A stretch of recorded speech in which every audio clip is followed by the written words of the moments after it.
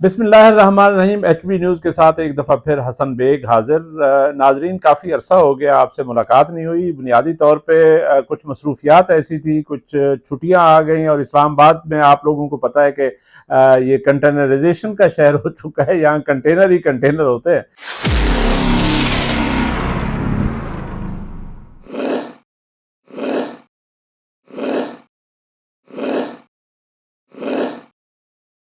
उसी कंटेनर के चक्कर में मैं भी नहीं हो सका, लेकिन कंटेनराइजेशन के बाद, एससीओ की समिट के बाद यहाँ पे सिचुएशन जो है ना बड़ी क्वाइट डिफरेंट हो चुकी है, क्योंकि 26वीं आईनी तरमीम पास हो गई है।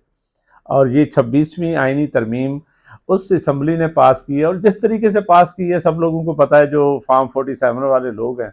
लेकिन बहरहाल जो भी है, जो भी सिचुएशन है आप लोगों के सामने है, वो हो गई है पास, और करने वालों ने कर दी है। और ये एक ऐसी सिचुएशन है जिस पे जितनी बात की जाए कम है। वो मेरा ख्याल है कि एक ज़माने में 2007 में जब ये जुडिशरी की मूवमेंट चल रही थी, उस ज़माने में मैंने एक छोटी सी नज़्म लिखी थी पामाली दस्तूर पर। आज मुझे फिर वही याद आ रही है, वो मैं सुनाऊंगा, फिर हम तबसरा करेंगे कि सिचुएशन क्या है ऑन ग्राउंड। पामाली दस्तूर का ये था कि शाहराए दस्तूर पे दस्तूर को पामाल किया, शाहराए दस्तूर पे दस्तूर का क्या हाल किया। आज ये खल्क़ खुदा दस्तूर बकफ फरियाद की लय पूछती है, गैरत नाहीद की नय पूछती है, तू जो सैयद है तो सादात का क्या हाल किया। तूने समझा है ये ऐवान बहुत ऊंचे हैं, तेरे पास बहुत ताकत है, तेरी उम्र बहुत लंबी है, ये बारूद ये बंदूक बचा लेगी तुझे। ये जो समझा है अगर तूने, कितना गलत समझा है।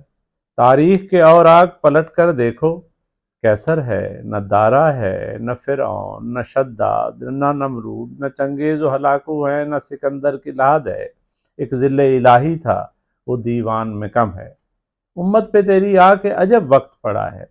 अंधेरा है स्याह रात है, हाकिम है हकम है, जालिम है ज़लम है, लोग ही लोग हैं, खलकत है मखलूक है, और एक दस्त दुआ है। तो वो दस्त दुआ मुझे याद आ रहा है आज। असल में ये मैंने इसलिए आपको सुनाया, 2007 की बहुत पुरानी, यानी आज से 17 साल पहले की मेरी एक नज़्म थी जो मैंने आप लोगों को सुना दी। वैसे तो फैज़ साहब ने तो खैर शुरू से ही वो क्या कहा था कि निसार में तेरी गलियों के आए वतन के, जहाँ चली है रस्म के कोई न सर उठा के चले। मेरा ख्याल है ये जो वो फैज़ साहब ने ये कहा कि बोल के लब आज़ाद है जरे, वो वाली बात अब नहीं रही। ये जो लब है ना, ये भी सिल चुके हैं। बहरहाल ये तमहीद मैंने इसलिए बांधी, आप लोगों का टाइम लिया। बुनियादी तौर पे 26वीं आईनी तरमीम की ज़रूरत किस लिए पेश आई आप सब लोगों को पता है। लेकिन अफसोसनाक बात यह है कि एक ऐसा इदारा जिसको आप कह सकते थे, हाँ उस पर बहुत सारी हो सकती है, उस पर बहुत सारी डिस्कशन हो सकती है कि क्या वो इदारा सही आइडियली सही काम कर रहा था या नहीं कर रहा था, वो और बात है। लेकिन बहरहाल इंडिपेंडेंस थी, वो इंडिपेंडेंस ऑफ जुडिशरी थी। मैं ये समझता हूँ कि वो इंडिपेंडेंस ऑफ जुडिशरी जो है ख़त्म हो गई है। आईसीजी ने भी कह दिया है, वो जो इंटरनेशनल जूरिस्ट्स है वो उन्होंने भी कह दिया, कमीशन ने, इंटरनेशनल कमीशन फॉर जूरिस्ट ने, कि इंडिपेंडेंस चली गई है। मेरा ख्याल है कि ये हकीकत बात है कि ये किस लिए हुई। मेरा ख्याल है इसलिए हुई कि जजेस को शायद उठाया नहीं जा सकता था, वो एक प्रॉब्लम था। और अब ये जो हमारे पार्लियामेंटेरियन है, जिस तरीके से 5वें फ्लोर पे बिठाया हुआ था पीटीआई के लोगों को, तो इसी तरीके से वो तो उठा लिया जाता है, नकाबपोश पार्लियामान में चले जाते हैं। मेरा ख्याल है कि जुडिशरी तो बहरहाल कहीं ना कहीं कंप्रोमाइज हो गई, और कहा यह जा रहा है कि पार्लियामान जो है वो बड़ी मजबूत हो गई है। उन्होंने जुडिशरी को दबोच लिया है। मेरा ख्याल है जुडिशरी को पार्लियामान या पॉलिटिशियंस ने नहीं दबोचा, ये इनडायरेक्टली एस्टेब्लिशमेंट ने दबोच लिया है। बहरहाल ये एक आने वाले दिनों में हिस्ट्री अनफोल्ड होगी, हमारी एक चेकर्ड हिस्ट्री है। लेकिन कहना यह था कि आज बात क्या हो रही है, बात हो रही है कि सदर, वजीर आजम, आर्मी चीफ एक पेज पर आए। भाई ये एक पेज की बातें जो है ना, वजीर आजम साहब, इससे पहले के वजीर आजम ने, मेरा मतलब खान साहब ने, इमरान खान साहब ने भी कहा मेरे अलावा कोई ऑप्शन नहीं है, ऑप्शन निकल आते हैं। ये एक पेज भी खत्म हो जाते हैं, ये पेज फाड़े भी जाते हैं। तो आज अच्छा, ख्वाजा आसिफ साहब कह रहे हैं सुप्रीम कोर्ट के 8 जजेस इमरान खान को दोबारा इक़्तिदार में लाना चाहते थे। क्या मतलब? वो यानी जजेस जो है अगर कोई फैसला देते हैं तो उसके बाद उस पर अमल ही नहीं होता। In one way or the other इस तरीके से रियासतें तरक्की नहीं करती। मेरा ख्याल है कि ये एक बड़ी अफसोसनाक बात है।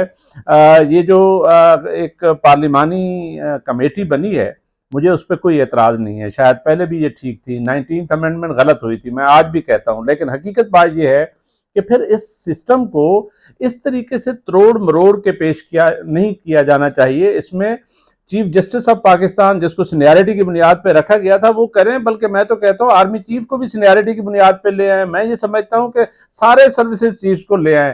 तो बुनियादी तौर पर मैं इस चीज़ का कायल हूँ कि ये जिस तरह 26वीं आईनी तरमीम हुई है, जिसमें माशाल्लाह हमारी जुडिशरी की जो रही सही कसर है वो तो इंशाल्लाह अब निकल गई है, लेकिन हकीकत बात यह है कि आने वाले दिनों में ये और ज़्यादा हमारी एक रियासत की यानी उस कमज़ोरी की तरफ हमें लेके जाएगा। मुझे शक है कि वो जिस तरफ जो है ना वो कोई काम नहीं होने वाला, क्योंकि पार्लियामेंटेरियन जो है वो मेरा ख्याल है डिफेंड नहीं कर सकते, वो तो अपनी इंडिपेंडेंस कायम नहीं रख सके।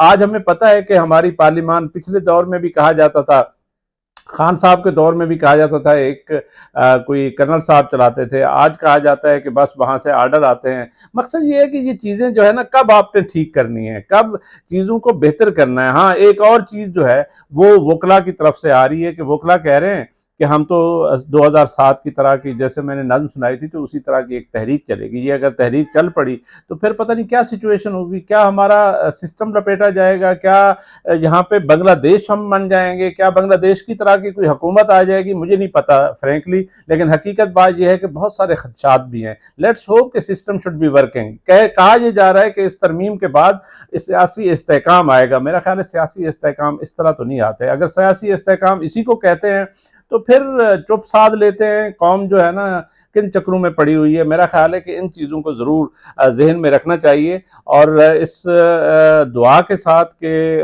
पाकिस्तान जो है ना सही रास्ते पे चले और पाकिस्तान आगे चलता रहे, तरक्की की राहें वो करे। हम मुआशी तौर पे बहरहाल थोड़े मुस्तहकम हो रहे हैं और इसी इस्तेहकाम को बरकरार रखने के लिए सियासी इस्तेहकाम बहुत ज़रूरी है। मैं समझता हूँ कि सियासी तौर पे इनको कहीं ना कहीं तो कोई चीज़ें सेटल करनी होंगी। अगर ये समझते हैं कि इमरान खान साहब से मुलाकात पे पाबंदी लगा के हम चीज़ें ठीक कर लेंगे, मेरा ख्याल है पॉसिबल नहीं है।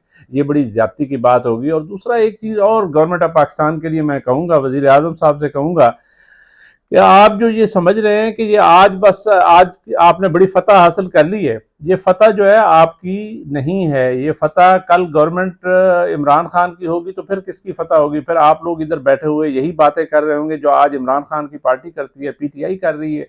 और इस सारी गेम प्लान में अगर देखा जाए तो 3 विनर्स हैं मेरी नज़र में। नंबर 1 विनर कौन है इस सारे डेवलपमेंट में जिसने करवाया है? Establishment is the winner.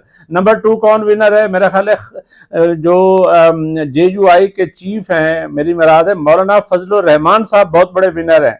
वो उन्होंने बहरहाल बड़ी गेम की है। और उसके बाद 3rd नंबर पे अगर कोई विनर है जिसने सब कुछ पॉलिटिकली गेन किया है, वो बिलावल भुट्टो जरदारी है। तो ये 3 गेन करने वाले हैं। ख्वाजा आसिफ साहब, मियाँ शहबाज शरीफ साहब, ये जो सारे तारड़ साहब, लॉ मिनिस्टर की मैं बात कर रहा हूँ। आप विनर्स नहीं हैं, आप यू आर द लूजर्स। ये बात आज मेरी याद रखिएगा कि अल्टीमेटली आपके खिलाफ ये चीज़ें इस्तेमाल होनी है और उस दिन आप रो रहे होंगे और हमारे जैसे सहाफ़ी जो है ना आपका फिर साथ नहीं देंगे। आपको अपने बयानात सुनाया करेंगे किस तरह एक पेज पे होते हैं, किस तरह इस्तेहकाम आता है, किस तरीके से जुडिशरी को अंडरमाइन किया जाता है, किस तरीके से जो इंडिपेंडेंस से ख़त्म होती है। जब एक इंडिपेंडेंस आप ख़त्म करेंगे तो फिर सारी इंडिपेंडेंस ख़त्म है। पहले भी इंडिपेंडेंस तो ख़त्म हो चुकी है। मेरा ख्याल है कि इस दुआ के साथ कि पाकिस्तान और पाकिस्तानी तरक्की करें। अगले प्रोग्राम तक हसन बेग को इजाज़त दीजिए। अल्लाह हाफिज़।